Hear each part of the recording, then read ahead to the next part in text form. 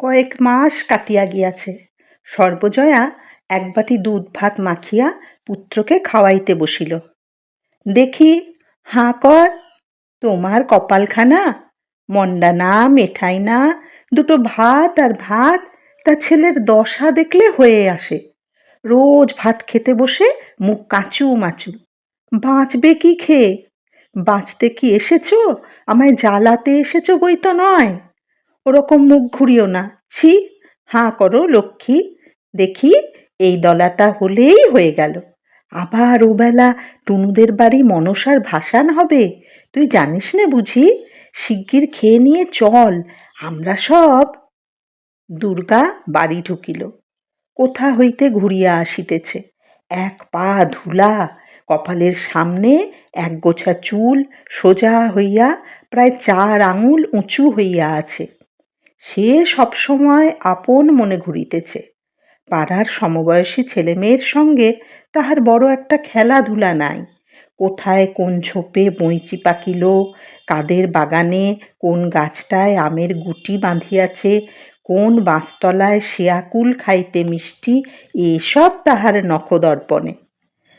পথে চলিতে চলিতে সে সর্বদা পথের দুই পাশে সতর্ক দৃষ্টিতে চাহিয়া দেখিতে দেখিতে চলিয়াছে, কোথাও কাঁচ পোকা বসিয়া আছে কিনা। যদি কোথাও কণ্টিকারি গাছের পাকা ফল দেখিতে পাইল, তৎক্ষণাৎ খেলাঘরের বেগুন করিবার জন্য তাহা তুলিতে বসিয়া যাইবে। হয়তো পথে কোথাও বসিয়া সে নানা রকমের খাপড়া লইয়া ছুঁড়িয়া পরীক্ষা করিয়া দেখিতেছে গঙ্গা যমুনা খেলায় কোনখানায় ভালো তাক হয়। পরীক্ষায় যেখানা ভালো বলিয়া প্রমাণিত হইবে, সেখানা সে সযত্নে আঁচলে বাঁধিয়া লইবে। সর্বদাই সে পুতুলের বাক্স ও খেলা ঘরের সরঞ্জাম লইয়া মহা ব্যস্ত। সে ঢুকিয়া অপরাধীর দৃষ্টিতে মায়ের দিকে চাহিল। সর্বজয়া বলিল, এলে, এসো, ভাত তৈরি, খেয়ে আমায় উদ্ধার করো। তারপর আবার কোন দিকে বেরুতে হবে বেরো। বৈশাখ মাসের দিন সকলের মেয়ে দেখো গে, সেঁজুতি করছে, শিব পুজো করছে, আর অত বড় ধাড়ি মেয়ে দিন রাত কেবল টো টো। সেই সকাল হতে না হতে বেরিয়েছে, আর এখন এই দুপুর ঘুরে গিয়েছে, এখন এলো বাড়ি। মাথাটা ছিঁড়ি দেখো না, না একটু তেল দেওয়া, না একটু চিরুনি ছোঁয়ানো। সর্বজয়ার কথা শেষ হইবার পূর্বেই এক ব্যাপার ঘটিল। আগে আগে ভুবন মুখুজ্জের বাড়ির সেজ ঠাকুরুন, পিছনে পিছনে তাহার মেয়ে টুনু ও দেওরের ছেলে সতু, তাহাদের পিছনে আর 4-5টি ছেলে মেয়ে সম্মুখের দরজা দিয়া ঢুকিল। সেজ ঠাকুরুন কোনো দিকে না চাহিয়া, বাড়ির কাহারও সহিত কোনো আলাপ না করিয়া সোজা হনহন করিয়া ভিতরের দিকে রোয়াকে উঠিলেন। নিজের ছেলের দিকে ফিরিয়া বলিলেন, কই, নিয়ে বের কর পুতুলের বাক্স, দেখি। এ বাড়ির কেহ কোনো কথা বলিবার পূর্বেই টুনু ও সতু দুজনে মিলিয়া দুর্গার টিনের পুতুলের বাক্সটা ঘর হইতে বাহির করিয়া আনিয়া রোয়াকে নামাইল, এবং টুনু বাক্স খুলিয়া খানিকটা খুঁজিবার পর একছড়া পুঁতির মালা বাহির করিয়া বলিল, এই দেখো মা, আমার সেই মালাটা, সেদিন যে সেই খেলতে গিয়েছিল সেদিন চুরি করে এনেছে। সতু বাক্সের এক কোণ সন্ধান করিয়া গোটা কতক আমের গুটি বাহির করিয়া বলিল, এই দেখো জেঠিমা, আমাদের সোনামুখী গাছের আম পেড়ে এনেছে। ব্যাপারটা এত হঠাৎ হইয়া গেল, বা ইহাদের গতিবিধি এবারে সকলের কাছেই এত রহস্যময় মনে হইল যে এতক্ষণ কাহারও মুখ দিয়া কোনো কথা বাহির হয় নাই। এতক্ষণ পরে সর্বজয়া কথা খুঁজিয়া বলিল, কি কি খুড়িমা, কি হয়েছে? পরে সে রান্নাঘরের দাওয়া হইতে ব্যগ্রভাবে উঠিয়া আসিল।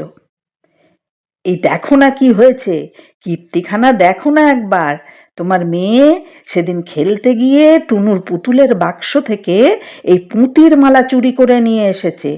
মেয়ে কদিন থেকে খুঁজে খুঁজে হয়রান।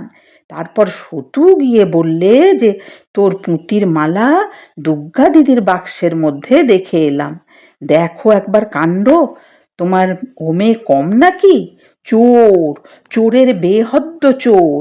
আর ওই দেখো না, বাগানের আমগুলো গুটি পড়তে দেরি সয় না, চুরি করে নিয়ে এসে বাক্সে লুকিয়ে রেখেছে। যুগপৎ দুই চুরির অতর্কিততায় আড়ষ্ট হইয়া দুর্গা পাঁচিলের গায়ে ঠেস দিয়া দাঁড়াইয়া ঘামিতেছিল। সর্বজয়া জিজ্ঞাসা করিল, এনেছিস এই মালা ওদের বাড়ি থেকে?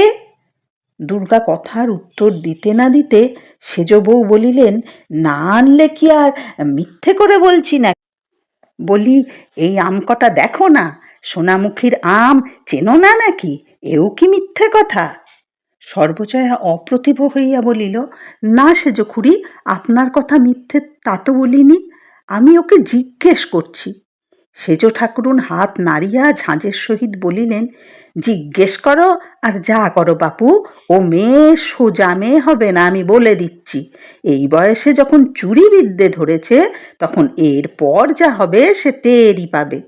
চল রে সতু, নে আমের গুটিগুলো বেঁধে নে। বাগানের আমগুলো লক্ষ্মী ছাড়া ছুরির জ্বালায় যদি চোখে দেখবার জো আছে।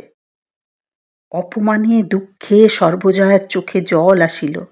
সে ফিরিয়া দুর্গার রুক্ষ চুলের গোছা টানিয়া ধরিয়া ডাল ভাত মাখা হাতেই দুর্দার করিয়া তাহার পিঠে কিলের উপর কিল ও চরের উপর চর মারিতে মারিতে বলিতে লাগিল, আপদ বালাই একটা কোত্থেকে এসে জুটেছে, মরলেও আপদ চুকে যায়, মরেও না যে বাঁচি, হাড় জুড়োয়, বেরো বাড়ি থেকে, দূর হয়ে যা, যা এক্ষুনি বেরো। দুর্গা মার খাইতে খাইতে ভয়ে খিড়কির দৌড় দিয়া ছুটিয়া বাহির হইয়া গেল। তাহার ছেঁড়া রুক্ষ চুলের গোছা দু এক গাছা সর্বজয়ার হাতে থাকিয়া গেল। অপু খাইতে খাইতে অবাক হইয়া সমস্ত ব্যাপার দেখিতেছিল। দিদি পুঁতির মালা চুরি করিয়া আনিছিল কিনা তাহা সে জানে না। পুঁতির মালাটা সে ইহার আগে কোনো দিনও দেখে নাই, কিন্তু আমের গুটি যে চুরির জিনিস নয় তাহা সে নিজে জানে। কাল বৈকালে দিদি তাহাকে সঙ্গে করিয়া টুনুদের বাগানে আম কুড়াইতে গিয়াছিল এবং সোনামুখীর তলায় আম কটা পড়িয়াছিল, দিদি কুড়াইয়া লইল, সে জানে। কাল হইতে অনেকবার দিদি বলিয়াছে, ও অপু, এবার সেই আমের গুটিগুলো ঝাড়াবো, কেমন তো? কিন্তু মা অসুবিধাজনকভাবে বাড়ি উপস্থিত থাকার দরুন উক্ত প্রস্তাব আর কার্যে পরিণত করা সম্ভব হয় নাই। দিদির অত্যন্ত আশার জিনিস আমগুলো এভাবে লইয়া গেল, তাহার উপর আবার দিদি এরূপভাবে মারও খাইল। দিদির চুল ছিঁড়িয়া দেওয়ায় মায়ের উপর তাহার অত্যন্ত রাগ হইল। যখন তাহার দিদির মাথার সামনে রুক্ষ চুলের একগোছা খাড়া হইয়া বাতাসে উড়ে, তখনই কি জানি কেন দিদির উপর অত্যন্ত মায়া হয়। কেমন যেন মনে হয় দিদির কেহ কোথাও নাই, সে যেন একা কোথা হইতে আসিয়াছে, উহার সাথে কেহ এখানে নাই। কেবলই মনে হয় কেমন করিয়া সে দিদির সকল দুঃখ ঘুচাইয়া দিবে, সকল অভাব পূরণ করিয়া তুলিবে। তাহার দিদিকে সে এতটুকু কষ্টে পড়িতে দিবে না। খাওয়ার পরে অপু মায়ের ভয়ে ঘরের মধ্যে বসিয়া পড়িতে লাগিল, কিন্তু তাহার মন থাকিয়া থাকিয়া কেবলই বাহিরে ছুটিয়া যাইতেছিল। বেলা একটু পড়িলে সে টুনুদের বাড়ি, পটলিদের বাড়ি, ন্যাড়াদের বাড়ি, একে একে সকল বাড়ি খুঁজিল, দিদি কোথাও নাই। রাজকৃষ্ট পালিতের স্ত্রী ঘাট হইতে জল লইয়া আসিতেছিলেন। তাহাকে জিজ্ঞাসা করিল, জেঠিমা, আমার দিদিকে দেখেছ? সে আজ ভাত খায়নি, কিচ্ছু খায়নি, মা তাকে আজ বড্ড মেরেছে, মার খেয়ে কোথায় পালিয়েছে দেখেছ জেঠিমা? বাড়ির পাশের পথ দিয়া যাইতে যাইতে ভাবিল, বাঁশবাগানে সে যদি বসিয়া থাকে।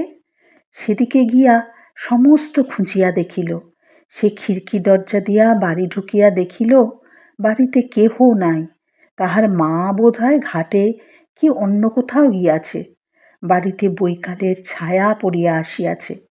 সম্মুখের দরজার কাছে যে বাঁশ ঝাড় ঝুঁকিয়া পড়িয়াছে, তাহার একগাছা ঝুলিয়া পড়া শুকনো কঞ্চিতে তাহার পরিচিত সেই লেজছোলা হলদে পাখিটা আসিয়া বসিয়াছে। রোজই সন্ধ্যার কিছু পূর্বে সে কোথা হইতে আসিয়া এই বাঁশঝাড়ের ওই কঞ্চিখানার উপর বসে। রোজ রোজ রোজ। আরও কত কি পাখি চারিদিকের বনে কিচকিচ করিতেছে।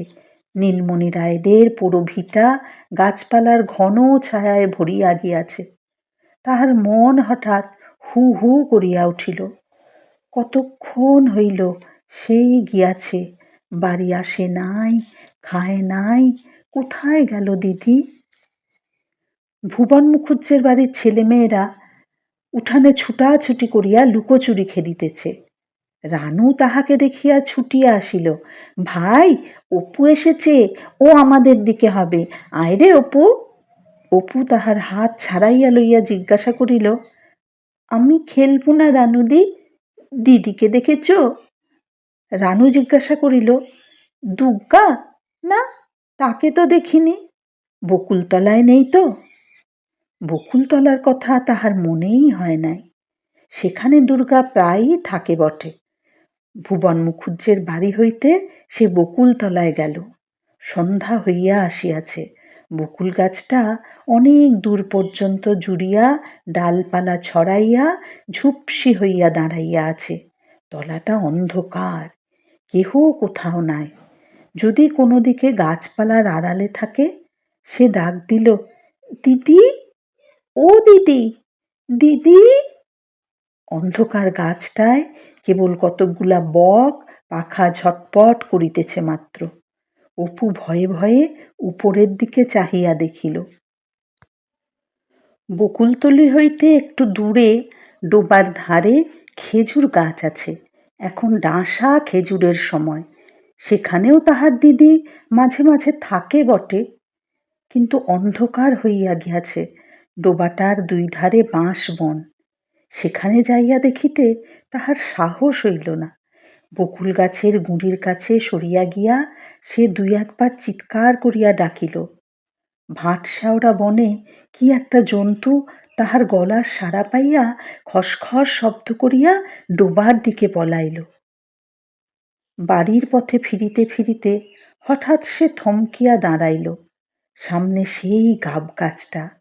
একা সন্ধ্যার পর এ গাব গাছের তলার পথ দিয়ে যাওয়া সর্বনাশ! গায়ে কাঁটা দিয়া ওঠে। কেন যে তাহার এই গাছটির নিচে দিয়া যাইতে ভয় করে তাহা সে জানে না। কোনো কারণ নাই, এমনিই ভয় করে, এবং কারণ কিছু নাই বলিয়া ভয় অত্যন্ত বেশি করে। অপু খানিকক্ষণ অন্ধকার গাবতলাটির দিকে চাহিয়া দাঁড়াইয়া ফিরিল। তাহাদের বাড়ি যাইবার আর একটি পথ আছে। একটুখানি ঘুরিয়া পটলিদের বাড়ির উঠান দিয়া গেলে গাবতলার এই অজানা বিভীষিকার হাত হইতে নিষ্কৃতি পাওয়া যায়। পটলির ঠাকুরমা সন্ধ্যার সময় বাড়ির রোয়াকে ছেলেপিলেদের লইয়া হাওয়ায় বসিয়া গল্প করিতেছেন। পটলির মা রান্নাঘরে রাঁধিতেছেন। উঠানের মাচাতলায় বিধু জেলেনি দাঁড়াইয়া মাছ বিক্রয়ের পয়সা তাগাদা করিতেছে। অপু বলিল, দিদিকে খুঁজতে গিয়েছিলাম ঠাকুমা, বকুলতলা থেকে আস্তে আস্তে। ঠাকুমা বলিলেন, দুগ্গা এই তো বাড়ি গেল, এই কতক্ষণ যাচ্ছে, ছুটে যা দেখি, বোধহয় এখনো বাড়ি গিয়ে পৌঁছায়নি। সে এক দৌড়ে বাড়ির দিকে ছুটিল। পিছন হইতে পটলির বোন রাজি চেঁচাইয়া বলিল, কাল সকালে আসিস অপু, আমরা গঙ্গা যমুনা খেলার নতুন ঘর কেটেছি, ঢেকশালের পেছনে নিমতলায়, দুগ্গাকে বলিস। তাহাদের বাড়ির কাছে আসিয়া পৌঁছিয়া হঠাৎ সে থমকিয়া দাঁড়াইয়া গেল। দুর্গা আর্তস্বরে চিৎকার করিতে করিতে বাড়ির দরজা দিয়া দৌড়াইয়া বাহির হইতেছে। পিছনে পিছনে তাহার মা কি একটা হাতে মারিতে মারিতে তাড়া করিয়া ছুটিয়া আসিয়াছে। দুর্গা গাবতলার পথ দিয়া ছুটিয়া পলাইল। মা দরজা হইতে ধাবমানা মেয়ের পিছনে চেঁচাইয়া বলিল, যাও, বেরো, একেবারে জন্মের মতো যাও, আর কখনো বাড়ি যেন ঢুকতে না হয়। বালাই আপদ চুকে যাক, একেবারে ছাতিম তলায় দিয়ে আসি। ছাতিম তলায় গ্রামের শ্মশান। অপুর সমস্ত শরীর যেন জমিয়া পাথরের মতো আড়ষ্ট ও ভারী হইয়া গেল। তাহার মা সবেমাত্র ভিতরের বাড়িতে ঢুকিয়া মাটির প্রদীপটি রোয়াকের ধার হইতে উঠাইয়া লইতেছে। সে পা টিপিয়া টিপিয়া বাড়ি ঢুকিতেছে। তাহার মা তাহার দিকে চাহিয়া বলিল, তুমি আবার এত রাত পর্যন্ত কোথায় ছিলে শুনি? মোটে তো আজ ভাত খেয়েছ? তাহার মনে নানা প্রশ্ন জাগিতেছিল। দিদি আবার কেন মার খাইল? সে এতক্ষণ কোথায় ছিল? দুপুরবেলা দিদি কি খাইল? সে কি আবার কোনো জিনিস চুরি করিয়া আনিয়াছে? কিন্তু ভয়ে কোনো কথা না বলিয়া সে কলের পুতুলের মতো মায়ের কথা মতো কাজ করিয়া ঘরের মধ্যে ঢুকিল। পরে ভয়ে ভয়ে প্রদীপ উস্কাইয়া নিজের ছোট বইয়ের দপ্তরটি বাহির করিয়া পড়িতে বসিল। সে পড়ে মোটে তৃতীয় ভাগ, কিন্তু দপ্তরে দুখানা মোটা ভারী ইংরাজি কি বই, কবিরাজি ঔষধের তালিকা, একখানি পাতা ছেঁড়া দাশুরায়ের পাঁচালি, একখানি 1303 সালের পুরাতন পাঁজি প্রভৃতি আছে। সে নানা স্থান হইতে চাহিয়া এগুলি জোগাড় করিয়াছে, এবং এগুলি না পড়িতে পারিলেও রোজ একবার করিয়া খুলিয়া দেখে। খানিকক্ষণ দেয়ালের দিকে চাহিয়া সে কি ভাবিল, পরে আর একবার প্রদীপ উস্কাইয়া দিয়া পাতা ছেঁড়া দাশুরায়ের পাঁচালিখানি খুলিয়া অন্যমনস্কভাবে পাতা উল্টাইতেছে। এমন সময়ে সর্বজয়া এক বাটি দুধ হাতে করিয়া ঢুকিয়া বলিল, এসো খেয়ে নাও দেখি। অপু দ্বিরুক্তি না করিয়া বাটি উঠাইয়া দুধ চুমুক দিয়া খাইতে লাগিল। অন্যদিন হইলে এত সহজে দুধ খাইতে তাহাকে রাজি করানো খুব কঠিন হইত। একটুখানি মাত্র খাইয়া সে বাটি মুখ হইতে নামাইল।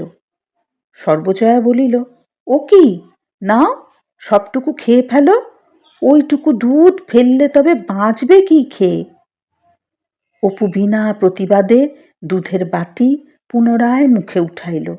সর্বজয়া দেখিল সে মুখে বাটি ধরিয়া রহিয়াছে, কিন্তু চুমুক দিতেছে না। তাহার বাটি শুদ্ধ হাতটি কাঁপিতেছে। পরে অনেকক্ষণ মুখে ধরিয়া রাখিয়া হঠাৎ বাটি নামাইয়া সে মায়ের দিকে চাহিয়া ভয়ে কাঁদিয়া উঠিল। সর্বজয়া আশ্চর্য হইয়া বলিল, কি হলো রে? কি হয়েছে? জিভ কামড়ে ফেলেছিস? অপু মায়ের কথা শেষ হইবার সঙ্গে সঙ্গে ভয়ের বাঁধ না মানিয়া ডুকরিয়া কাঁদিয়া উঠিলা, বলিল, দিদির জন্য বড্ড মন কেমন করছে।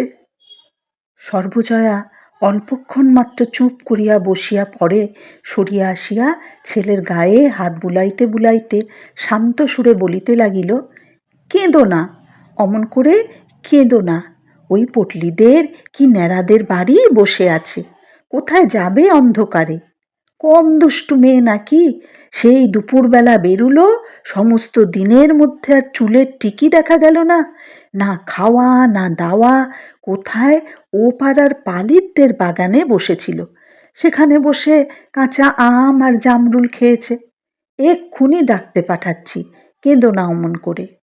পরে সে আঁচল দিয়া ছেলের চোখের জল মুছাইয়া দিয়া বাকি দুধটুকু খাওয়াইবার জন্য বাটি তাহার মুখে তুলিয়া ধরিল। হাঁ করো দেখি, লক্ষ্মী সোনা, উনি এলেই ডেকে আনবেন এখন। একেবারে পাগল, কোথা থেকে একটা পাগল এসে জন্মেছে। আর এক চুমুক, হ্যাঁ। রাত অনেক হইয়াছে। উত্তরের ঘরের তক্তাপোষে অপু ও দুর্গা শুইয়া আছে। অপুর পাশে তাহার মায়ের শুইবার জায়গা খালি আছে, কারণ মা এখনো রান্নাঘরের কাজ সারিয়া আসে নাই। তাহার বাবা আহার আদি সারিয়া পাশের ঘরে বসিয়া তামাক খাইতেছেন। বাবা বাড়ি আসিয়া দুর্গাকে পাড়া হইতে খুঁজিয়া আনিয়াছেন। বাড়ি আসিয়া পর্যন্ত দুর্গা কাহারও সঙ্গে কোনো কথা বলে নাই, খাওয়া দাওয়া সারিয়া আসিয়া চুপ করিয়া শুইয়াছে। অপু দুর্গার গায়ে হাত দিয়া জিজ্ঞাসা করিল, দিদি, মা কি দিয়ে মেরেছিল রে সন্ধেবেলা? তোর চুল ছিঁড়ে দিয়েছে? দুর্গার মুখে কোনো কথা নাই। সে পুনরায় জিজ্ঞাসা করিল, আমার উপর রাগ করেছিস দিদি? আমি তো কিছু করিনি। দুর্গা আস্তে আস্তে বলিল, না বই কি, তবে সতু কি করে টের পেল যে পুঁতির মালা আমার বাক্সে আছে? অপু প্রতিবাদের উত্তেজনায় উঠিয়া বসিল, না সত্যি, আমি তোর গা ছুঁয়ে বলছি দিদি, আমি তো দেখাইনি, আমি জানি না যে তোর বাক্সে আছে। কাল সতু বিকেলবেলা এসেছিল, ওর সেই বড় রাঙা ভাঁটাটা নিয়ে আমরা খেলছিলাম। তারপর বুঝলি দিদি, সতু তোর পুতুলের বাক্স খুলে কি দেখছিল। আমি বললাম, ভাই তুমি দিদির বাক্সে হাত দিও না, দিদি আমাকে বকে। সেই সময় দেখেছে। পরে সে দুর্গার গায়ে হাত বুলাইয়া বলিল, খুব লেগেছে রে দিদি? কোথায় মেরেছে মা? দুর্গা বলিল, আমার কানের পাশে মা একটা বাড়ি যা মেরেছে, রক্ত বেরিয়েছিল, এখনো কনকন করছে।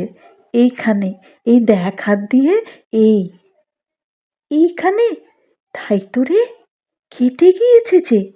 একটু পিদিমের তেল লাগিয়ে দেবো দিদি? থাকবে, কাল পালিতদের বাগানে বিকেলবেলা যাব, বুঝলি? কামরাঙা যা পেকেছে, এই এত বড় বড়, কাউকে যেন বলিস নে, তুই আর আমি চুপি চুপি যাব। আমি আজ দুপুরবেলা দুটো পেড়ে খেয়েছি, মিষ্টি যেন গুড়।